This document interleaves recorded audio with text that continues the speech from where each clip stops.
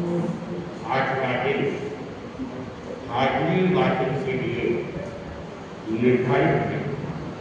मैं भाषा वाचन करना सर्व साधु साध्या 5 महाव्रत 5 संगति और 3 गुप्त की अखंड आराधना करें। ईर्ष्या भाषा एकता में विशेष सावधान रखें। करते समय बात न करें, सावध भाषा न हो। आहार पानी पूरी जांच करके भी शुद्ध आहार के आकार का अभिप्राय देखकर हर सोमवार से वस्त्र पात्र आदि लेते व रखते समय तथा पूंजने को परखने में पूर्ण सावधानी रखें। प्रतिलेखन व प्रतिक्रमण करते हुए बात न करें। भिक्षु स्वामी ने सूत्र सिद्धांत देखकर संगत प्रथा और आचार की परिचना की। त्याग धर्म भोग अधर्म, व्रत धर्म अव्रत अधर्म, आज्ञा धर्म अनाज्ञा अधर्म, असंयमी के जीने की वांछा करना लाभ, मरने की वांछा करना देव और संसार संस्कृति करने की वांछा करना ईश्वराव देव का धर्म है। मर्यादा के क्रम में सर्वप्रथम सभी साधु साथियों के लिए 5 महाव्रत 5 समिति और 3 मुक्ति की बात करेंगे। और ये तो वैसे अपन धर्म संगीत के सभी साधु साथियों के लिए रहे ही है। साथ ही जैन परंपरा के चाहे दिगंबर हो चाहे दिगंबर सभी परंपराओं के लिए ये 13 नियम महाव्रतों के समितियों की और मुक्ति के 13 नियम सबके लिए ही प्रतिक्रमण प्रतिलेखन की बात भी सभी परंपराओं के लिए निर्मित।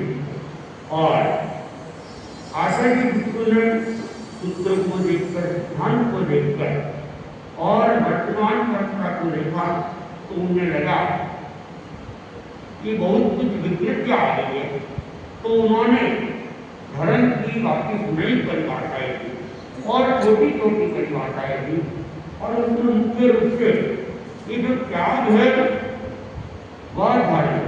जितना जितना हमारा त्याग है वह धर्म है और जितना जितना हम भोग में जा रहे हैं वह अधर्म है। व्रत में है, संयम में है वह धर्म में है, अव्रत में असंयम में वो अधर्म है। और भगवान ने इस बात के लिए हमें प्रेरित किया, उद्देशित किया।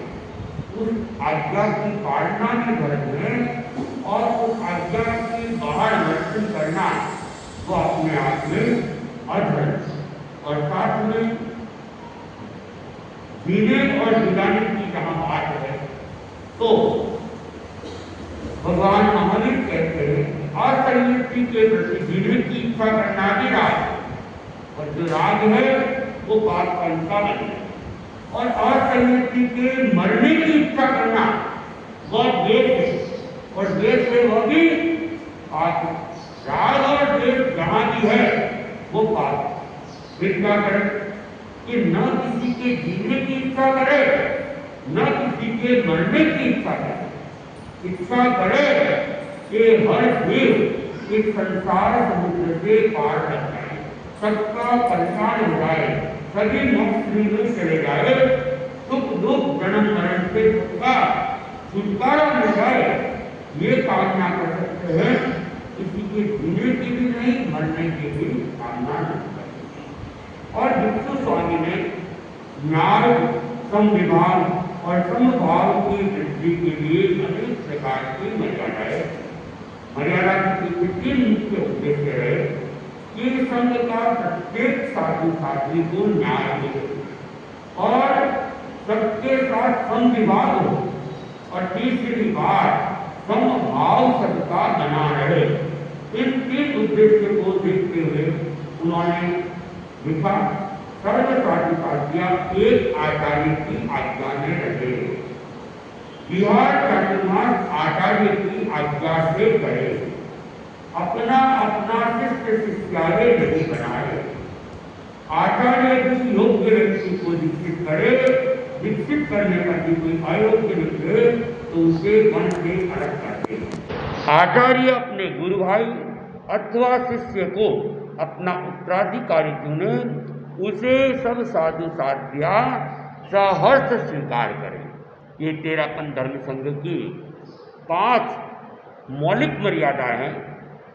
मौलिक इसलिए कि जब आचार्य भिक्षु ने मर्यादाओं का निर्माण किया तब सभी साधु साध्या एक आचार्य की आज्ञा में रहते थे, ऐसी बात नहीं थी। और आज भी अनेक परंपराओं में ऐसी बात नहीं है कि सब एक ही आज्ञा में रहते। कुछ कुछ परंपरा में रहते होंगे, बाकी एक आज्ञा में रहने वाली आज भी अधिकतर जैन संप्रदायों में परंपरा नहीं है। और विहार चातुर्मास आचार्य की आज्ञा से करें, ये भी उस जमाने में एक समस्या थी। अपने अपने ढंग से विहार करते थे, अपने अपने ढंग से क्षेत्र को चुन लेते थे और अपने अपने ढंग से चातुर्मास करते थे। तो ये समस्या जब आचार्य भिक्षु को दिखी तो उन्होंने देखा ये तो संगठन के लिए फिर खतरा बन जाएगा, तो उन्होंने कोई क्षेत्रवाद नहीं पनपे, उस दृष्टि से विहार और चातुर्मास ये भी आचार्यों की दृष्टि के अनुसार किया जाए, आचार्य की आज्ञा के अनुसार करें। ऐसा नहीं कि वो अमुक क्षेत्र मेरे लिए ठीक है, मैं उस क्षेत्र में ही घूमूंगा। ये सब आचार्य भिक्षु ने उसके ऊपर क्या किया, रोक लगा दिया। और तीसरी बात कि अपना अपना शिष्य नहीं बनाए। उस समय जो जहाँ जाता किसी को भी दीक्षा के लिए तैयार करता और दीक्षित कर जाता, और जो दीक्षा देने वाला होता वह उसका गुरु बन जाता। तो शिष्य परंपरा, शिष्य प्रथा की भी एक व्यवस्था उस समय में थी। आचार्य भिक्षु ने देखा अगर ये शिष्य प्रथा रही तो फिर संगठन बन नहीं सकता है, संगठन बिखराव की दिशा में बढ़ता ही जाएगा। तो आचार्य भिक्षु ने फिर अपना अपना शिष्य नहीं बनाए। शिष्य अगर किसी को कोई दीक्षा भी देता है तो वह शिष्य आचार्य का ही कहलाएगा, व्यक्ति से दीक्षा देने वाले का नहीं कहलाएगा। और आचार्य भिक्षु ने आने वाले आचार्यों के लिए भी मर्यादा बनाई कि आचार्य भी केवल शिष्य मोह या शिष्यों की संख्या की वृद्धि के लिए केवल दीक्षा नहीं दे, वे पहले परीक्षा करे, कसौटी करे और लगे कि व्यक्ति योग्य है, दीक्षित करने योग्य है, साधुपन पालने की इसके मन में निष्ठा है और ये साधुपन को ठीक से पाल सकेगा तो ही उसे दीक्षा दे, अन्यथा उसे मना कर दे। और कई बार मान लो दीक्षा देते समय लगा कि योग्य है, लेकिन दीक्षा के बाद में लगता है कि वह अयोग्य है, तो वैसी स्थिति में उसे संघ से क्या कर दे, संघ से अलग कर ले और ये नहीं सोचे कि अब दीक्षा दे दी है क्या करे, ऐसा चिंतन नहीं करे। अयोग्य है तो अयोग्य व्यक्ति को संघ में रखेंगे तो अनेक व्यक्तियों को अयोग्य भी बना सकता है, इसलिए अयोग्य व्यक्ति को संघ से अलग कर दें। आचार्य अपने गुरु भाई या शिष्य को अपना उत्तराधिकारी चुने, उसे सब साधु साध्या सहर्ष स्वीकार करे। आचार्य के लिए पूरा अधिकार दिया था कि वे अपना जो उत्तराधिकारी, अपने बाद में आने वाले किसको आचार्य बनाना है, किसको युवाचार्य बनाना है, इसका पूरा अधिकार किसको है, वर्तमान आचार्य को है कि भावी आचार्य का निर्णय वे खुद करें। और उसमें वे अपने गुरु भाई को भी अपना उत्तराधिकारी बना सकते थे। गुरु भाई जो एक ही गुरु से दीक्षित है उसको गुरु भाई कहा गया है। जैसे तेरापन धर्म संघ में कोई गुरु भाई आचार्य बना है क्या? आचार्य कोई बना है गुरु भाई? हाँ, आचार्य महाप्रज्ञ जी जो थे वो आचार्य तुलसी के शिष्य नहीं थे, गुरु भाई थे। बाद में वैसे शिष्य कहलाते हैं लेकिन थे वे गुरु भाई। क्योंकि वो दोनों को ही कालूगणी ने दीक्षित किया था। कालूगणी के हाथों से दीक्षित थे, कालूगणी के समय में दीक्षित थे। और कोई?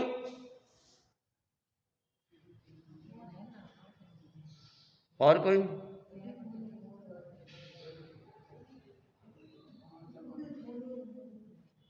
वैसे भारमल जी स्वामी नहीं, रायचंद जी स्वामी और जीतमल जी स्वामी दोनों ही गुरु भाई थे। हालांकि दीक्षा भारमल जी ने नहीं दी है, लेकिन भारमल जी के शासन काल में दीक्षित है तो वे भारमल जी के ही शिष्य है, क्योंकि दीक्षा जाने वाले के शिष्य नहीं, आचार्य के ही शिष्य है। तो भारमल जी स्वामी के शिष्य थे, नहीं, भिक्षु स्वामी के शिष्य थे रायचंद जी, और भिक्षु स्वामी के ही शिष्य थे भारमल जी। दोनों ही भिक्षु स्वामी, क्योंकि आचार्य भिक्षु की मौजूदगी के अंदर रायचंद जी की दीक्षा हो चुकी थी, इसलिए दोनों गुरु भाई थे। और भारमल जी ने अपने गुरु भाई को ही उत्तराधिकारी बनाया था। और जयाचार्य के मगवागणी और माणकगणी और दालगणी भी जयाचार्य के ही थे। हालांकि दीक्षा मुनि हीरालाल जी ने दी थी, लेकिन जयाचार्य युग में इनकी दीक्षा हुई थी। मगवागणी की भी, माणकगणी की भी और दालगणी की। ये तीनों ही वैसे गुरु भाई थे, और एक के बाद दो तो गुरु भाई उत्तराधिकारी बनाया। दालगणी को उत्तराधिकारी बनाया नहीं था, लेकिन संघ ने उन्हें नियुक्त किया था।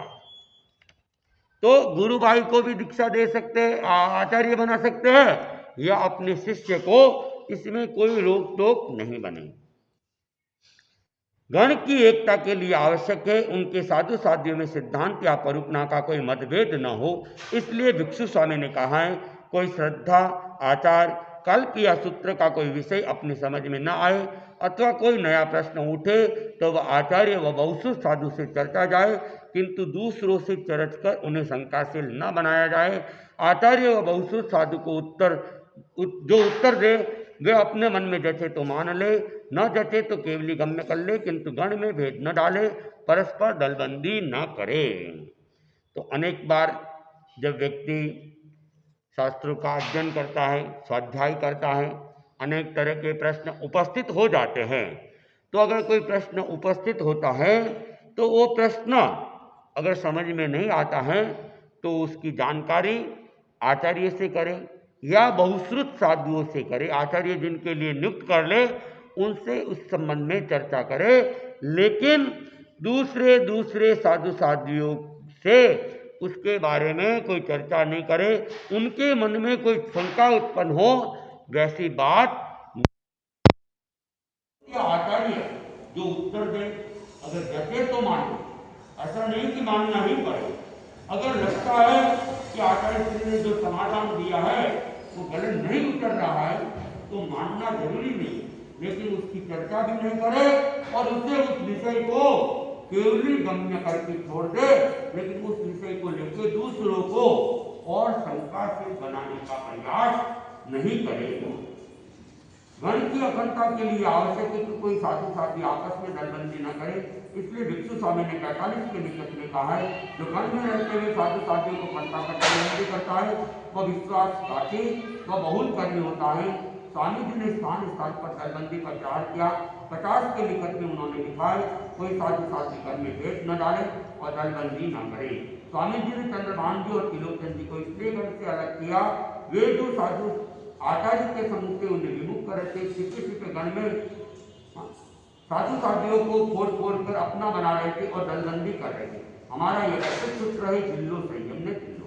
गण में भेद डालने के लिए गण के भगवान ने 10 प्रायश्चित का विधान किया है तथा भिक्षु स्वामी ने कहा है, जो गण के साधु साथियों को साधुपन सदे, अपने आप में साधुपन सदे, वो गण में रहे, सब कपट पूर्वक गण में न रहे।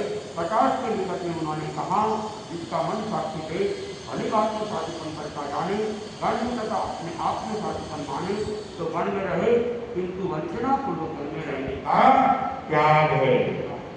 तो बलबंदी के ऊपर आचार्य भिक्षु ने काफी प्रहार किया, क्योंकि उस जमाने के अंदर भी बलबंदियां होती थी।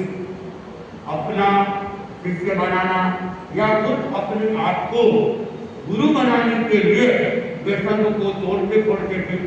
ये समस्या केवल उस समय की नहीं थी, ये समस्या भगवान महावीर के समय की रही थी। अनेक अनेक निर्णय हो गए जो भगवान से अलग हो गए। स्वयं हमारी भी उसमें एक चिंता रवाई है। तो भगवान ने भी इस समस्या के ऊपर प्रहार किया था और भगवान ने संघ को तोड़ने वाले के लिए 10 के प्रायश्चित का विधान किया था।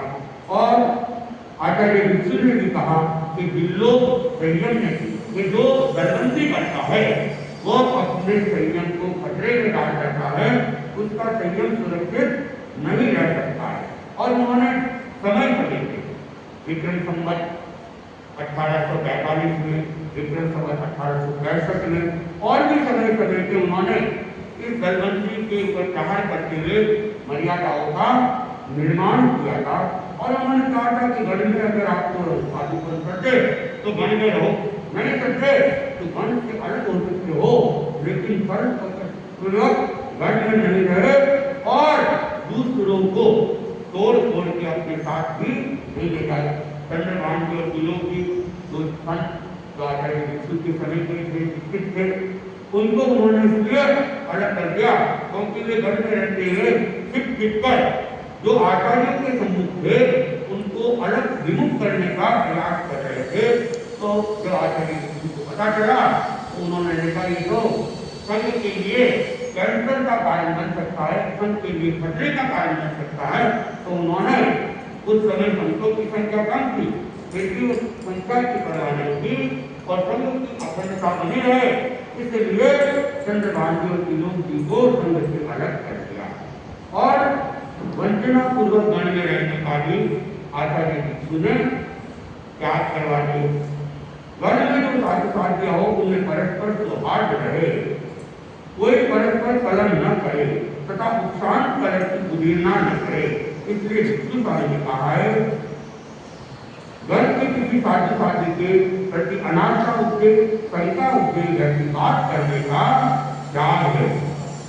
किसी में दोष देखे तो तत्काल उसे नष्ट करा दे तथा आचार्य को बता दे, किंतु उसका प्रचार नहीं करे। दोषों को चुन चुन कर इकट्ठा न करे, जो जान पड़े उसे अवसर दे तुरंत हटा दे। वह प्रायश्चित का भागी है जो बहुत समय के बाद दोष बताए।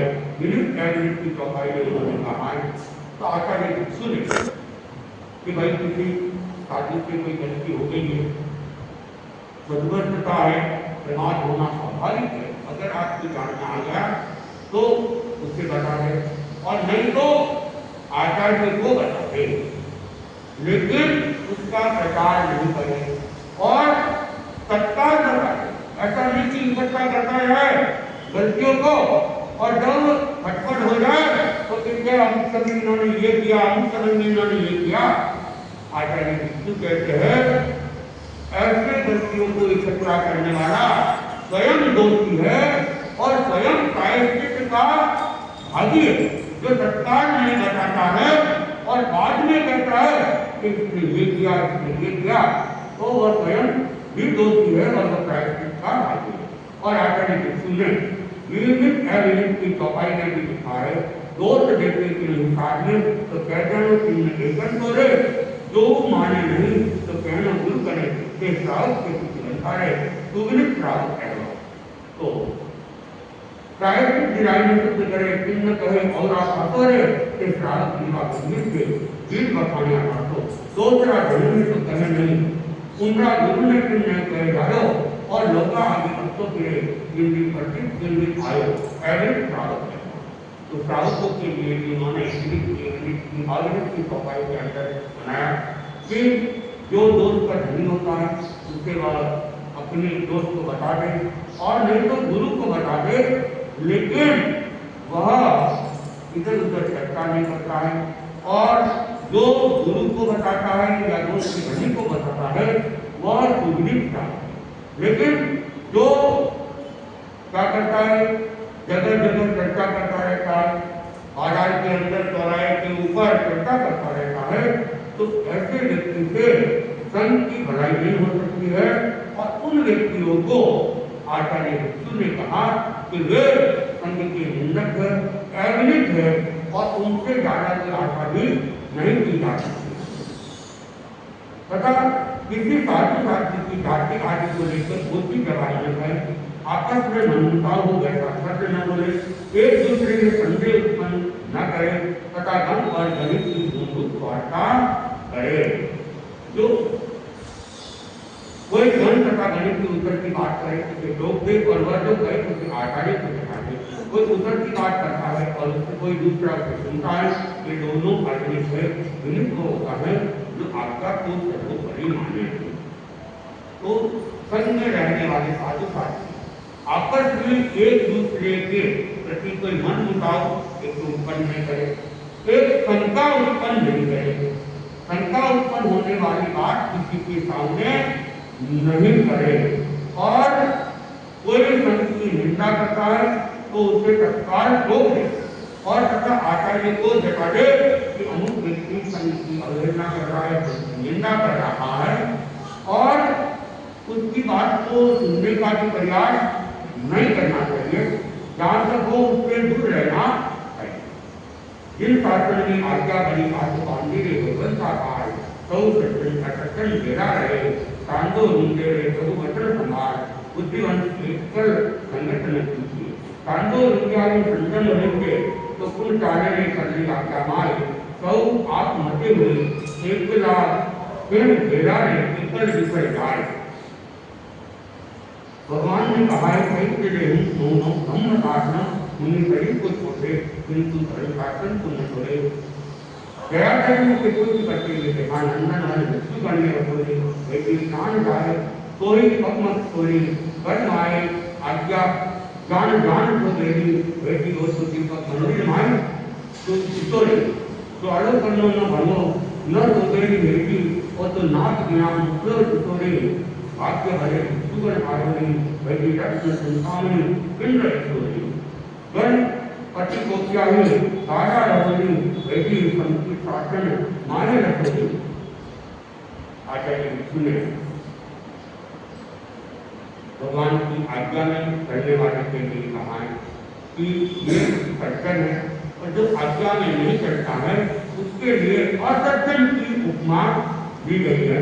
और आज्ञा में करने वाला ही संयम की पालना कर सकता है, जो आज्ञा में नहीं करता वह संयम की पालना ही नहीं करता। अगर उससे संयम की पालना होती तो फिर कोई भी किसी की आज्ञा में नहीं करता।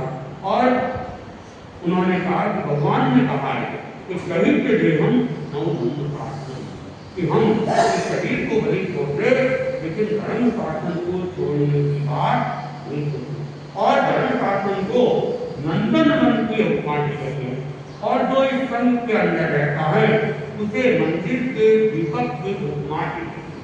मंदिर का जो दीपक होता है उसे पूज्य माना गया है और लोग उसके ऊपर हाथ फेरकर अपने मस्तिष्क के ऊपर घुमाते हैं। लेकिन एक सड़क का दीपक होता है, चौराहे का दीपक होता है, दीपक तो दोनों ही है, लेकिन जो चौराहे का जो दीपक होता है आदमी उससे कट के निकलता है कि किसी ने कोई टोटका किया हुआ है और कोई अनर्थ हो जाएगा, इसलिए दीपक ये पूज्य नहीं है और लोग उससे बचकर निकलने की कोशिश करते हैं। दूसरा उदाहरण दिया गया कि जो संघ में रहता है वो शोभास्पद होता है। कैसे होता है? जैसे नाक वाला व्यक्ति होता है उसकी तो कदर होती और किसी का नाक काट लिया जाता है, नक्का होता है तो उसकी कोई कदर भी नहीं होती है और मानसिक अवसरों के ऊपर उससे दूर रहने का प्रयास भी किया जाता है। तो इस प्रकार जो गण की आज्ञा में रहता है, संघ की आज्ञा में रहता है, वो आज्ञास्पद होता है, शोभास्पद होता है और बाकी जो अनादर किया जाता है असज्जन उन्हें माना जाता है। कोई साधु साधु 14 दिवस आज्ञा और अनुशासन का पालन नहीं कर सकते, नहीं पर अथवा अन्य किसी कार्य के मन से अलग हो जाए, अथवा किसी को अलग किया जाए तो किसी साधु साधु का मन बनकर अपने साथ ले जाने का त्याग है। कोई आना चाहे तो उसे ले जाने का भी त्याग है। अंत मात्र की आवरण बात बोलने का त्याग है। और छिपे छिपे लोगों को संपादित बना वन के प्रति अनास्था उठाने का त्याग है तथा वर्ष से पात्र पुस्तक बनने आदि बन के होते हैं, इसलिए उन्हें अपने साथ ले जाने का त्याग है। तो ये कुछ त्याग करवाए अगर उसको संग में नहीं रहना है, संग से जाना है, संग में उसका मन नहीं लग रहा है या किसी कारण से संग से उसे अलग किया जा रहा है, तो इन बातों की त्याग करवाए कि किसी का मन भंग नहीं करे, अपने साथ ले जाने का प्रयास नहीं करे और संघ की अवहेलना नहीं करे, संघ में शंका उत्पन्न नहीं करे। इन सब बातों का और मन के जो पुस्तक बनने होते हैं वो साथ में भी नहीं ले जाए। मन से व्यक्ति प्रति हमारा दृष्टिकोण होना चाहिए, इसे स्पष्ट करके दिखाने में लिखा मन से बहिष्कृत या बहिष्कृत व्यक्ति को साधु न रखा जाए, चार चित्त में न गिना जाए, साधु मान वंदना न की जाए, साधु सारी कार्यों की मर्यादाओं के पालन में खड़े गए। जो मन से बहिष्कृत है या बहिष्कृत तो उसे क्या है साधु न करता जाए, चार चित्त में भी उसे नहीं माना जाए और साधु मान को उनको वंदना ही नहीं है। ये साधुओं के लिए भी है और ये नियम ग्राहकों के लिए भी है। विष्णु स्वामी ने धर्म और गरीब की सुव्यवस्था के लिए मर्यादाएं थी और उन्होंने दृष्टि से देखा कि भविष्य में वर्तमान मर्यादा में परिवर्तन या संशोधन आवश्यक हो सकता है, इसलिए उन्होंने लिखा कि आगे चल कभी आचार्य आवश्यक समझे तो विभिन्न मर्यादाओं में परिवर्तन या संशोधन करे, आवश्यक समझे तो कोई नई मर्यादा करे, पूर्व मर्यादाओं में परिवर्तन या संशोधन करे अथवा नई मर्यादाओं का निर्माण हो, उसे सब किया आचार्य विष्णु ने आने वाले आचार्य को अधिकार दिया कि सुव्यवस्था व्यक्ति सुव्यवस्था के लिए लंबे चक्रकार भाव के हिसाब से तुम्हें लगता है कि मर्यादाओं की अपेक्षा नहीं है तो परिवर्तन कर ले, लगता है कि उसमें और कुछ जोड़ना है तो जोड़ ले, नई मर्यादाओं का भी निर्माण करें। और आचार्य विष्णु ने सबके लिए नियम बनाया कि जो मैंने बनाया है उसे ही नहीं माने, आने वाले आचार्य जो भी मर्यादा में परिवर्तन या नई मर्यादा बनाते हैं उसे सब साधु साध दिया, चाहे हर स्वीकार करे। ऐसा नहीं कि हम तो आचार्य विष्णु ने माने उसे भी मानेंगे, बात के आचार्य की नहीं मानेंगे, ऐसी कोई बात उपस्थित नहीं पड़े। सफल साधु वही होता है जो साधना में गिर रहे, निवृत्त रहने के लिए यह आवश्यक है कि साधु साधु तीर्थ के संत तरीके में न फंसे। गया कार्य ने दिखाए वे तो चतुर्थ को सुख करता है, वे तो परवा प्रयोग करता, वे तो परचा आचार माई गए, उसको समझ रख दिया माई, परचा रास्ते से न बोला, केंद्र जीव करे गावा डोला, परचा तू ओलंबो पाले, केंद्री ज्ञान शोभा नहीं भाले, परचा वालों जो शस्त्र बनावे तो मन रड़ियाए खाले, परचा वालों शस्त्र नहीं लगे तो दाव कपट बहुत खेले, परचे आमन दुमन सबको डाले तो मन में तो बहुत पाले, रात दिवस जाए हिंदर काले, परचा वालों को भाड़ रखता एवं परचा रास्त्र जानेंगे, केंद्र पर है उत्तम कहानी, केंद्र परचा को दिवस भाव सुपन को पसंद पाए। जगह समझ मुझे दिया मारो तो तुरंत देव पायो, केंद्र की और तू पूरी गणपति तू फिर अधूरी, परचा वाला कर्म नहीं हुए भले नयन नयन नहीं हुए पर तो सुपन क्यों पाए गए। जय गणपति स्वयं बनायो उन्हीं से वर्ष उन्हीं के भीतर से माता जी से प्रथम मर्यादा दिन सुधराए हुए कर्ता ने बेहतर दिखाए। तो दयाचार्य ने कर्ते के प्रति बहुत बड़ा प्रयास किया है। कर्ते का मतलब है परिचय करना, संपर्क करना, नए संबंध को स्थापित करना, चाहे वो व्यक्ति से हो चाहे वो क्षेत्र से। दयाचार्य ने कहा कि किसी से भी नए संबंध नहीं रहे, हम जहाँ से जाए तो केवल धर्म की बात करें, धर्म को बढ़ावा रहने की बात करें, लेकिन व्यक्तिगत कोई रिश्ते उनके साथ में नहीं जुड़े।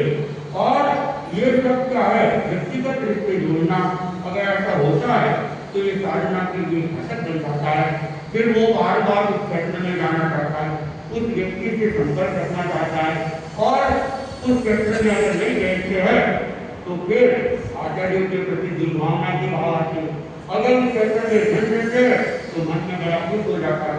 तो ये सब साधना के लिए बाधक तत्व है, जिसके आचार्य जयाचार्य भिक्षु ने भी कहा और जयाचार्य ने इसके ऊपर किसी का बना दी कि हम संग परिचय नहीं करें, किसी से आसक्तिपूर्ण संबंध स्थापित नहीं करें। निद्रा हास्य विकता ये साधना की विज्ञा है, इसलिए निम्न को बोलने से हास्य विकता का वजन करते तथा ध्यान पर स्वाध्याय के द्वारा आत्मा को पालित करें। निस्संदन होती निद्रा कम आत्म सच्चाई मीनों का निरल सच्चा यही रहो गया। सच्चाई सच्चाई है सच्चाइयों अभाव अवश्य सवे रहस्य विस्तृति जन की मनम दुर्गम समय नियम दोनों मधुरों महावतों समिति कुत्ते तथा मन की छोटी बड़ी सभी मर्यादाओं का सम्यक पालन करने वाली आचार्य की आराधना करता है, समूह की आराधना करता है और सब लोगों की दृष्टि में विद्य होता है तथा जब उनका सम्यक पालन नहीं करता है वह न आचार्य की आराधना करता है न लोगों की दृष्टि में विद्य होता है। आर्यम आर्य अन्य कार्य को ये हल्का नियंत्रण ज्ञान कार्यक्रम आर्यम नारायण अन्य कार्य को ये कारण आनंद की ज्ञान कार्यक्रम मनोगयन भक्तियम प्राणी काय यदि रु तपरिचित वाया है अन्यों को वाया है। इसलिए विनित का आचार्य मर्यादा आचार्य क्रम और धर्म की सम्यक आराधना करे और धर्म शास्त्र की गौरव करते करे। तो आचार्य भिक्षु ने महाव्रत प्रगति और धर्म की छोटी बड़ी जो भी मर्यादा है उसकी सम्यक पालना की बात की है और साथ में साधना और ध्यान में लगे रहने की बात की है। नींद को ज्यादा प्रश्रय नहीं करने की बात की और इसके साथ में कुछ दोष जुड़े गए हैं। आनंद सम्मम आरहिष्यामि एवं सम्मम पारहिष्यामि आर्यम सम्मम आरहिष्यामि गणम सम्मम अनुगमिष्यामि सम्मम न गया विभयिष्यामि आनंद शरणं गच्छामि एवं शरणं गच्छामि आर्यम शरणं गच्छामि गणं शरणं गच्छामि धम्मं शरणं गच्छामि। और इसके साथ में एक पत्र है जो हम प्रतिदिन प्रातःकाल पढ़ते हैं तो उसका हम पाठ करें। इसके साथ ही श्रावकों के लिए इसका पत्र है तो सब इसका देख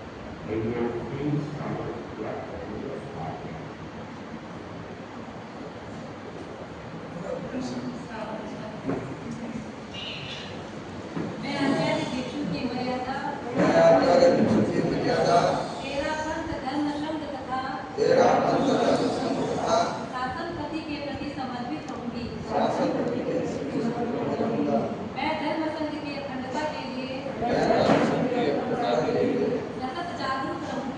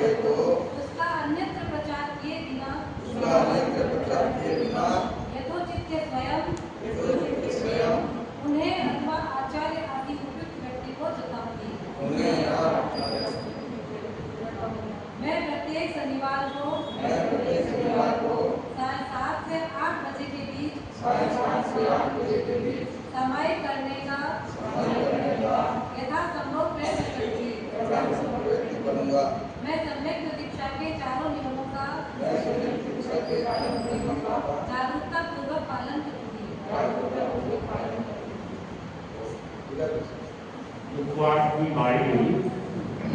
आज अवसर है कि मालूम वीर का माफिया और कल पूनम है श्रद्धा मालूम जिन्हें भूमिया कल और आज का एकादन मंजूबाई वगैरह, कल का दूनीबाई पुराना और रात की बारी आज 8 तारीख मंजूबाई वगैरह की नाम और कल का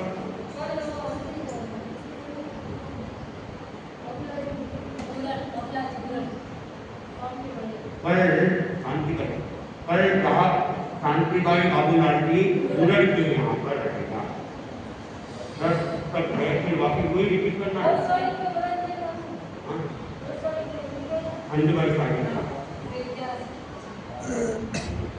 और आज पक्की है तो शाम को अधिकतम पक्की प्रतिक्रमण का स्थान दे। कल रक्षाबंधन है तो रक्षाबंधन के ऊपर महिला मंडल में खाना चाहे तो काट सकते हैं। हाँ सूचना है 11:30 से 4:30 बजे तक भवन का ये पिछला गेट बंद रहेगा। इस बीच में किसी शराबत या शराबियों को दर्शन करना या सेवा करनी है तो आगे वाले गेट से आए, पीछे वाला गेट बंद रहेगा।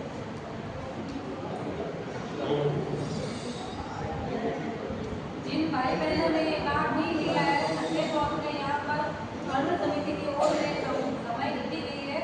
जिन्होंने नहीं लिया है वो मेरे से लेके जाए और किसी पड़ोसी को देना हो तो वो भी लेके जाए मेरे से। और जब आओ समय करते हैं तो ये कार्ड साथ में लेके और एक सामूहिक 2 से 4 है, 2 बजे से 5-10 मिनट पहले यहाँ है कार्ड साथ में लेके आना। समय तो एक करनी है नहीं, समय 2 करनी है, 2 से 4 है तो 2 समय बचेगी। एक करनी वाली है, 2 समय 2 नहीं वाली 2 करनी है, 2 से 4 टोटल में तो लेके जाना। 2 से 4 से क्या करेंगे? बाकी एक समय करेंगे तो बाकी टाइम में क्या करेंगे? नाश्ते की कोई व्यवस्था नहीं है। 4 बजे तक तो वैसे वेट करना पड़ेगा। लकी ड्रॉ निकलेगा 4 बजे तो वैसे वेट करना पड़ेगा। 10 लकी ड्रॉ है और जो सामूहिक के साथ में सूचना दी थी वो बुधवार को तो नहीं होगा, बुधवार को होगा। बुधवार को पंचम आ रही है तो औरतों के लिए वगैरह के क्या होते हैं तो गुरुवार को होगा। जिनको करना है वो मेरे को नाम लिखवा के जाए। गुरुवार को सामूहिक एकादश छठ को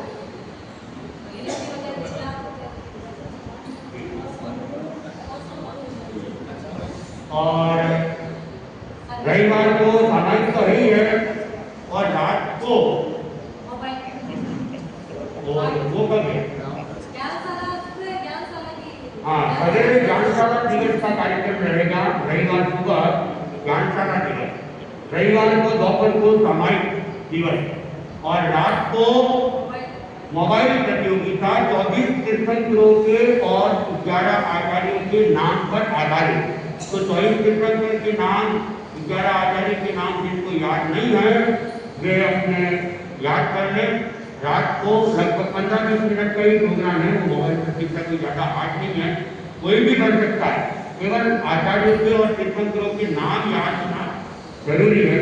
तो रात को लगभग 8:30 बजे 8:30 के आसपास मोबाइल प्रतियोगिता का आयोजन करेगा। और लास्ट संडे जिन्होंने वो एग्जाम दिया था आंसर को प्रश्न 2 उत्तर 1 उसके इनाम की रविवार सुबह उसके इनाम पुरस्कार जो भी है घोषणा वगैरह वह की जाएगी। उपवास का प्रत्याख्यान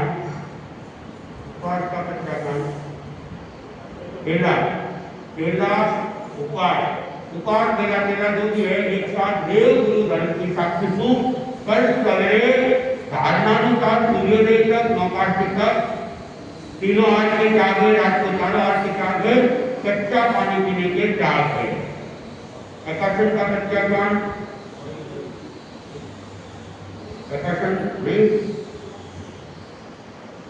आज का 1 दिवसीय त्याग पपीता खाने का त्याग है।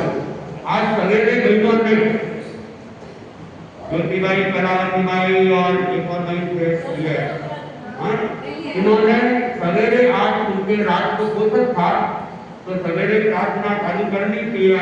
और ये कह रहे हैं कल से हम रेगुलर प्रार्थना में आएंगे। तो और भी कोई आना चाहते हैं तो सवेरे लगभग 6:10 के आसपास प्रार्थना चालू हो जाए। 20-21 के आसपास सूर्योदय हो रहा है, तब तक प्रार्थना और प्रार्थना के बाद में बृहद मंगल पाठ और एक दिवस के त्याग उस समय करवा दिए जाते हैं। बाकी 2 त्याग तो रिपीट हो जाएंगे, जो सुबह करवाते हैं वही त्याग रिपीट हो जाएंगे।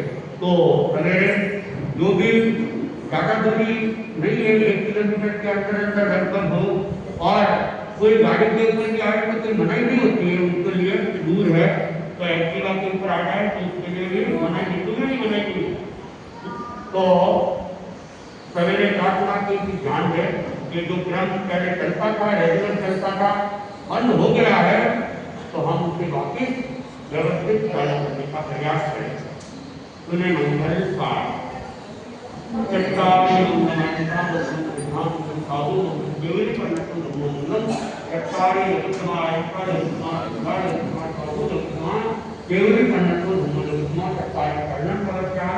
आज हम 3 करणम पवचान, 2 करणम पवचान, साहू करणम पवचान, केवली करणम धम्मम करणम पवचान, विघ्न हरण मंगल करण, काम विष्णु नाम गुण ओरख करण।